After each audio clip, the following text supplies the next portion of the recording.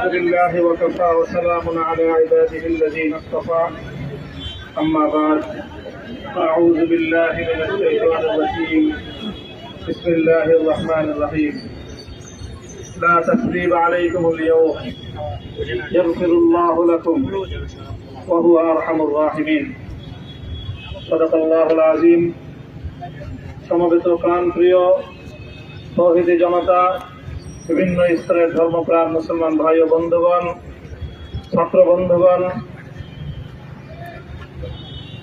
এবং প্রিয় এলাকাবাসী, আল্লাহ পাক রব্বুল আলামিনের শুকরিয়া আদায় করি। আল্লাহর দ্বীনের কথা বলার অপরাধে, আল্লাহর দ্বীনের বিজয়ের ঝান্ডা এবং চেতনা উদ্দীন করার প্রত্যয় ব্যক্ত করার অপরাধে আল্লাহর জমিনে আল্লাহর দ্বীন প্রতিষ্ঠার আন্দোলনের অপরাধে আমরা অনেক ভাই কারারুদ্ধ হয়েছিলাম। পর্যায়ক্রমে সকলেই আলহামদুলিল্লাহ জিন্দানখানার লৌহ প্রাচীর ভেদ করে মুক্ত জীবনে ফিরে এসেছে।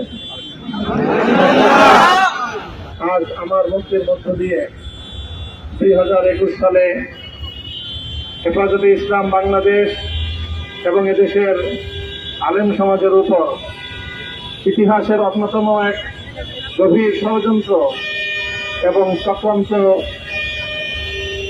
নির্যাতনের দৃষ্টিমূলার পরিচালনা করা হয়েছিল, তার আজকে একটি প্রাথমিক অধ্যায়ের পরিসমাপ্তি ঘটল। আমরা স্পষ্ট ভাষায় বলতে চাই, আমাদের উপর জুলুম করা হয়েছে,